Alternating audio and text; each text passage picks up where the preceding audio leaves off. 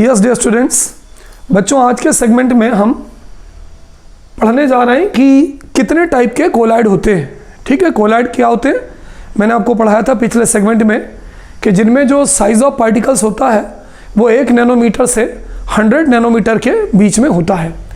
बच्चों कोलाइड कई सारे होते हैं, solid sol, aerosol, emulsion, foam, gel. ठीक, मैंने आपको बताया था ये तो कितने टाइप के कोलाइड्स होते हैं। सॉल भी कोलाइड होता है, सॉलिड सॉल भी कोलाइड है, एरोसॉल भी कोलाइड है, इमल्शन भी कोलाइड है, फोम भी कोलाइड है, जेल भी कोलाइड है। बच्चों दो चीज़ें होती हैं जिन्हें हम घोलते हैं उसे हम सॉल्यूट कहते हैं, और सॉल्यूट का बच्चों तो एक नाम और होता है डिस्पर्स्ड फेस। जिसमें घोलते हैं उसे हम सॉल्वेंट कहते हैं। सॉल्वेंट का बच्चों एक और नाम होता है डिस्पर्जन मीडियम। अब पेपर में क्वेश्चन कैसे आता है, व्हाट इज सॉल, सॉल क्या है, तो आपका आंसर होगा sol is that colloid in which dispersed phase is solid and dispersion medium is liquid. Sol के अंदर डिस्पर्स्ड फेस सॉलिड होता है, डिस्पर्जन मीडियम लिक्विड होता है। Example ink, soap solution, starch solution, paints. आपके पेपर में पूछा गया what is solid sol, solid sol कौन सा कोलाइड होता है, तो आप बोलोगे सॉलिड सॉल वो कोलाइड होता है जिसका डिस्पर्स्ड फेस सॉलिड होता है और डिस्पर्जन मीडियम ये भी सॉलिड होता है, दोनों ही सॉलिड होते हैं। ठीक है, एग्जाम्पल आपसे पेपर में पूछा जाएगा कलर्ड स्टोन या रूबी। एरोसॉल क्या होता है, एरोसॉल, एरोसॉल में डिस्पर्स्ड फेस में सॉलिड होता है, डिस्पर्जन मीडियम में या तो गैस हो सकता है या तो लिक्विड हो सकता है। पेपर में example smoke, automobile exhaust, hair spray, fog, mist, cloud. जैसे मान लीजिए पेपर में आपसे पूछा गया स्मोक इज अ, स्मोक क्या है, sol, solid sol, aerosol, emulsion, तो आपका आंसर होगा स्मोक इज एन एरोसॉल। अगला व्हाट इज इमल्शन, इमल्शन कौन सा कोलाइड होता है, emulsion is that colloid in which dispersed phase is liquid and dispersion medium is also liquid. दोनों liquid होते हैं, डिस्पर्स्ड फेस इन सॉलिड भी लिक्विड होता है, सॉल्वेंट भी लिक्विड होता है, उसे हम बोलते हैं emulsion. Example milk, butter, face cream. मान लीजिए आपके पेपर में एग्जाम्पल पूछा गया milk is an example of which type of colloid, sol, solid sol, aerosol, emulsion, foam या जेल, तो आपका आंसर क्या हो जाएगा, your answer will be milk is a emulsion. इसी तरह से फोम क्या होता है, फोम में डिस्पर्स्ड फेस होता है गैस, डिस्पर्जन मीडियम होता है सॉलिड। जेल क्या होता है, जेल में डिस्पर्स्ड फेस होता है सॉलिड और डिस्पर्जन मीडियम क्या होता है बच्चों, liquid. Example jellies, gelatin, hair jail.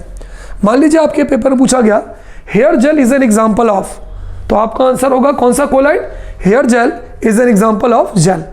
तो इसको पॉज करिए, इसको नोट कर लीजिए, very much important from examination point of view. ये क्वेश्चंस बच्चों आपके एमसीक्यूज में या असर्शन रीजन में पूछे जाते हैं। What do you mean by concentration of solution, कि सॉल्यूशन के कंसंट्रेशन से आप क्या समझते हैं, what do you mean by concentration of solution. ठीक है बच्चों, क्या होगा, the amount of solute present in a given amount of solution is called as concentration of solution. For example पानी है, पानी के अंदर हमने कम शक्कर घोला, शक्कर क्या है, सॉल्यूट, पानी क्या है, सॉल्वेंट। इसका मतलब शक्कर और पानी दोनों मिला के बन गया सॉल्यूशन। अगर हम कहें इस सॉल्यूशन का कंसंट्रेशन क्या है, हम कहेंगे इस सॉल्यूशन का कंसंट्रेशन कम होगा। क्यों, क्योंकि हमने कम शक्कर घोला है। ज़्यादा शक्कर घोल दें पानी में तो सॉल्यूशन का कंसंट्रेशन बढ़ जाएगा। तो जैसे जैसे किसी पानी में हम चीज़ों को घोलते हैं, किसी भी वाटर में चीज़ को घोलना, सॉल्यूट को घोलना, शक्कर को घोलना, नमक को घोलना, कॉपर सल्फेट को घोलना, इसे हम कंसंट्रेशन ऑफ सॉल्यूशन कहते हैं। कम शक्कर घोलेंगे सॉल्यूशन की कंसंट्रेशन कम होगी, ज़्यादा शक्कर घोलेंगे सॉल्यूशन की कंसंट्रेशन ज़्यादा होगी। तो कोई अगर आपसे पूछे कि what do you mean by concentration of solution, तो हम ये कह सकते हैं द अमाउंट ऑफ सॉल्यूट, इसकी डेफिनेशन में बच्चों हम कह सकते हैं the amount of solute present in a given quantity of solution, present in a given quantity of solution, present in a given quantity of solution is called concentration of solution, is called, बोलो बच्चों, is called concentration of solution। मतलब जो भी आपका solution है उसमें जितनी मात्रा में शक्कर घुली है, नमक घुला है या कॉपर सल्फेट घुला है ना, given quantity of solution is called as concentration of solution. हम उसे उस सॉल्यूशन का कंसंट्रेशन कहते हैं। बच्चों अगर मान लीजिए कोई चीज़ सॉलिड के फॉर्म में, इसका फार्मूला होता है बच्चों कंसंट्रेशन ऑफ सॉल्यूशन। सॉल्यूशन का कंसंट्रेशन बराबर मास ऑफ सॉल्यूट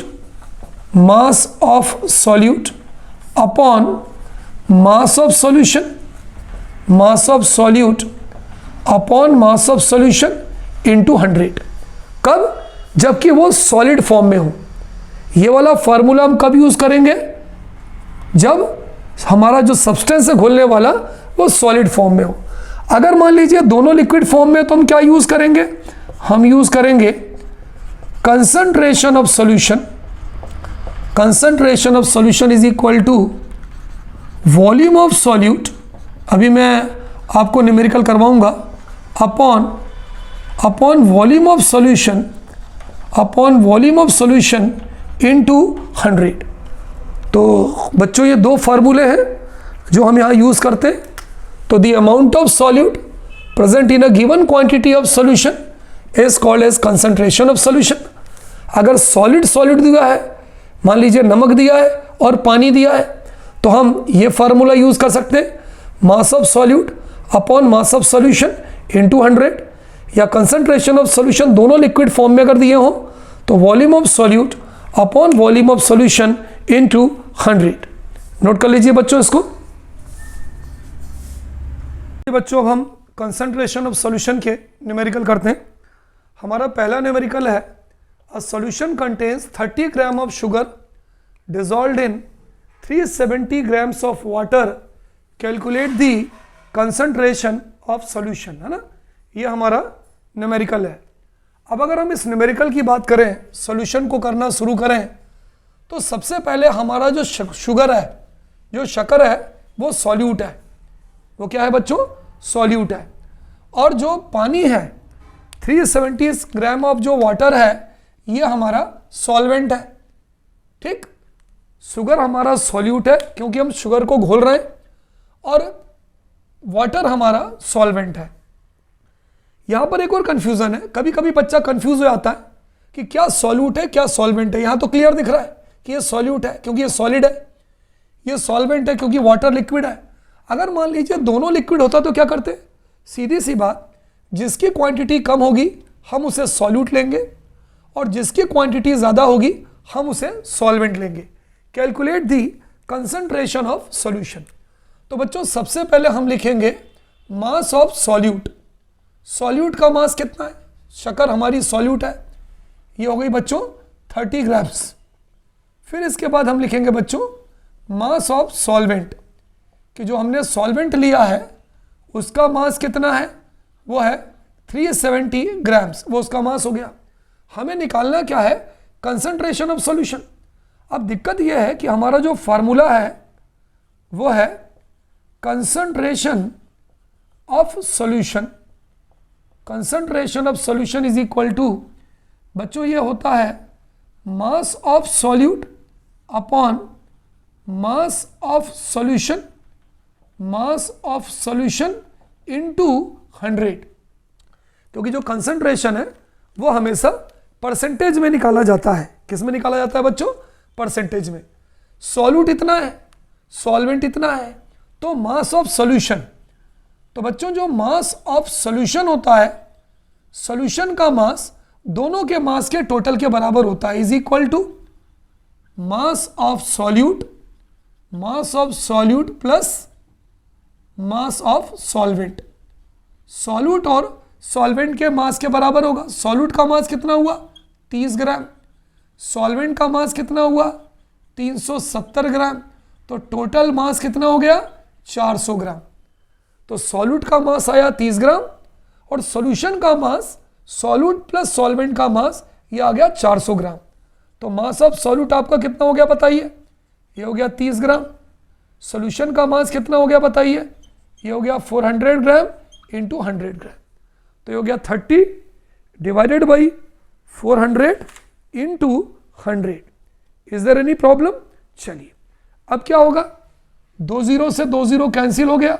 ये क्या हो गया 30/4। It will be 30/4। अगर हम बच्चों 30 में 4 से डिविजिबल करेंगे तो it will comes out to be 7.5। कैसे आएगा 7.5? अगर आप 30 को 4 से डिवाइड करोगे, 4 7 28, 29 30, 2 बचा, पॉइंट लगाया 0, 4 5 20, तो ये कट गया। तो 7.5%। तो इसका जो आंसर आएगा बच्चों दैट विल बी 7.5%। सॉल्यूट का मास 30 ग्राम, सॉल्वेंट का मास 370 ग्राम। सॉल्यूट दिया है, सॉल्वेंट दिया है। देखिए बच्चों एक बात ध्यान रखना, अगर आपके सवाल में शक्कर के साथ साथ पानी भी दिया हो, वाटर भी दिया हो, तो आपको सॉल्यूट प्लस सॉल्वेंट करना पड़ेगा। लेकिन अगर वाटर ने लिखकर सॉल्यूशन लिखा हो तो फिर आपको सॉल्यूट प्लस सॉल्वेंट करने की जरूरत नहीं होगी। अब मास ऑफ सॉल्यूशन निकाल लिया। हमारा फॉर्मूला क्या है? हमारा फॉर्मूला ये है, concentration of solution is equal to mass of solute upon mass of solution into 100। 30 divided by 100 is equal to 7.5% will be our answer. Is it clear बच्चों? तो हमारा जो आंसर आएगा वो क्या आएगा? That will be equal to 7.5%। आप इसको यहाँ लिख लें, हो सकता है आपको दिखाई ना दे। 7.5%। It is clear?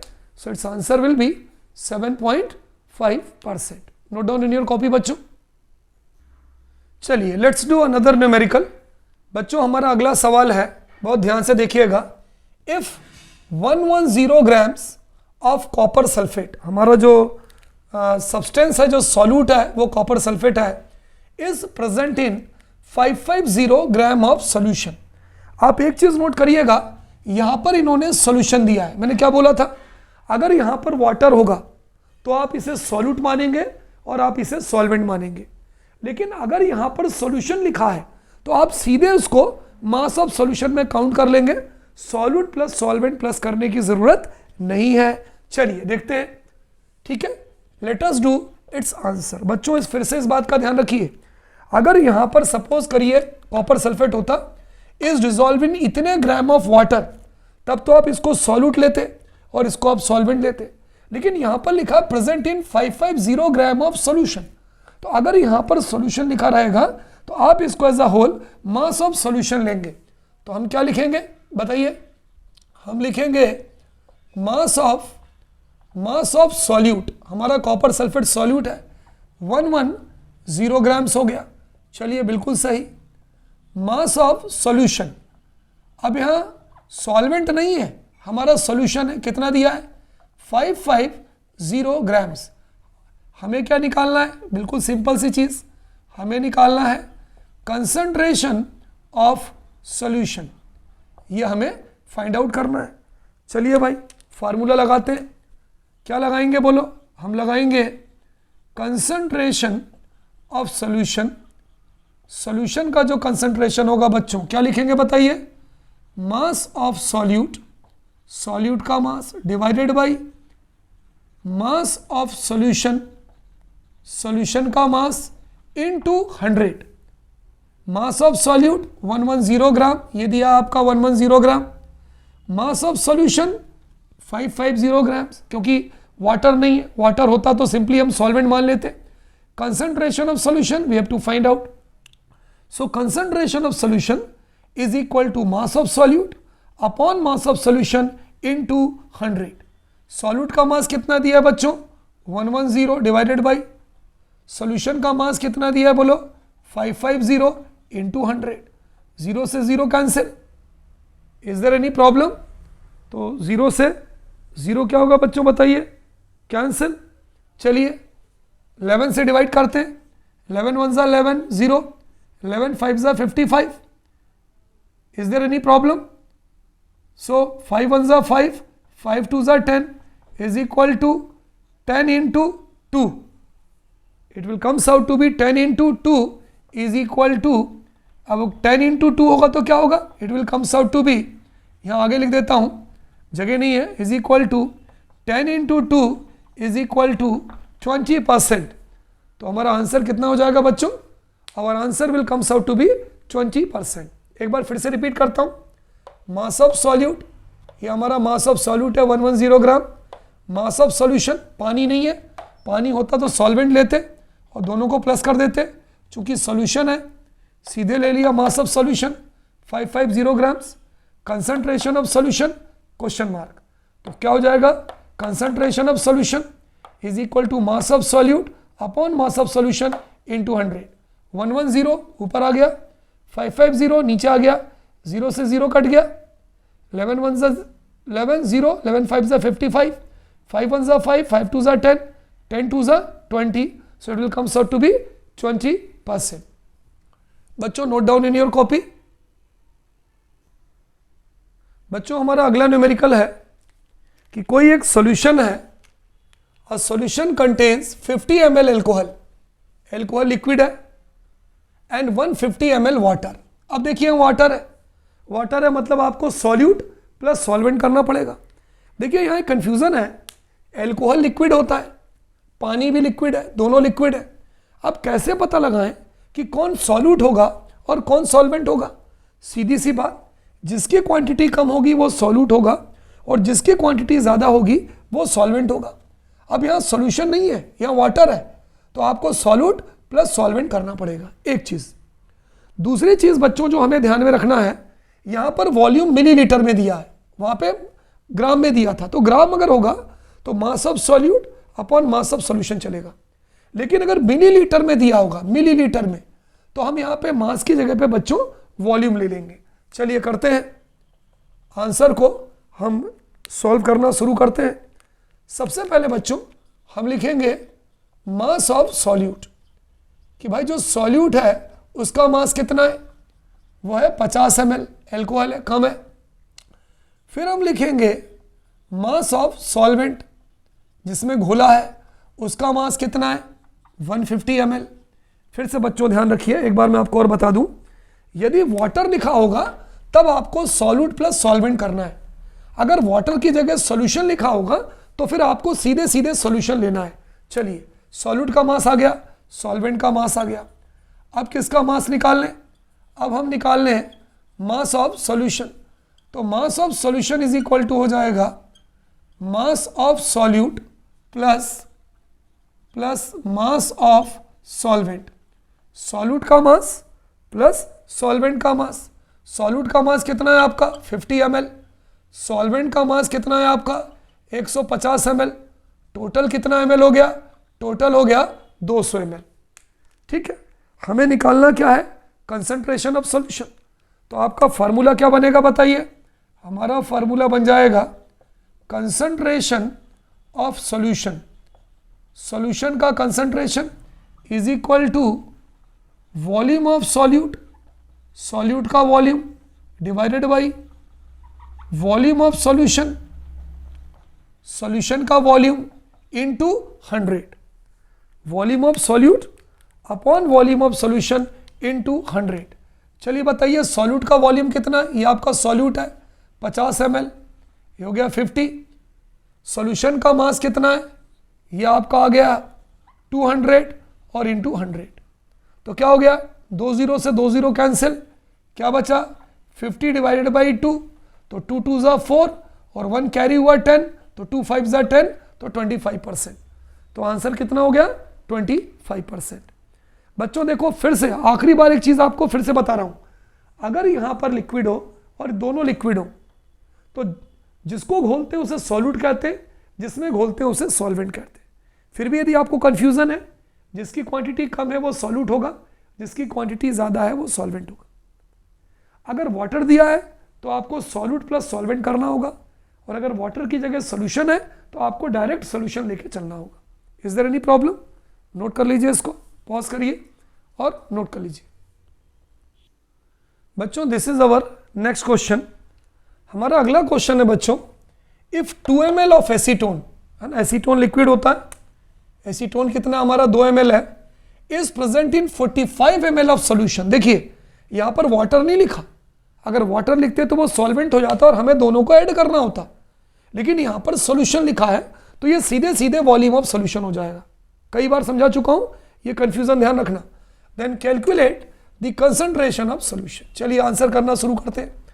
सबसे पहले बच्चों हम ये देखेंगे कि यहाँ सॉल्यूट, ये भी लिक्विड है, एसीटोन वो भी लिक्विड है, लेकिन वो सॉल्यूशन है, तो हमारा ये हो जाएगा मास ऑफ सॉल्यूट। हमारा सॉल्यूट कितना है, ये हो गया 2 ml। चलिए सॉल्यूशन का मास, सॉल्वेंट नहीं लिखेंगे क्योंकि सॉल्यूशन दिया है, तो सीधे मास ऑफ सॉल्यूशन हो जाएगा।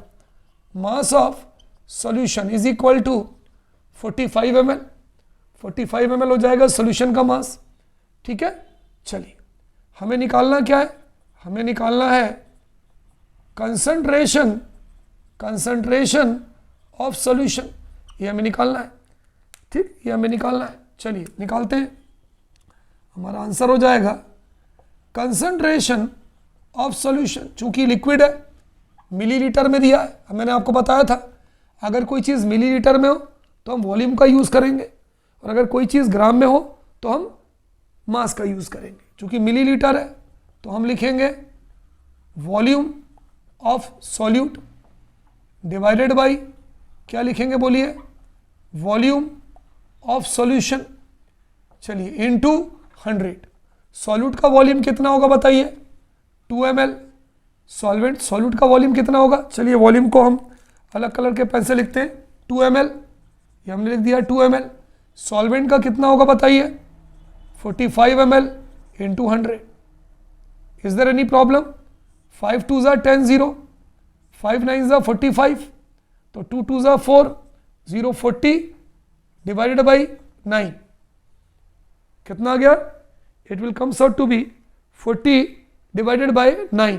अब क्या होगा, अगर आप 40 में 9 को डिवाइड करोगे तो 9 4 ज़ा 36, 10 में से एक यहाँ गया, 4 पॉइंट लगाया 0, फिर से जाएगा 9 4 ज़ा 36, तो वही आएगा।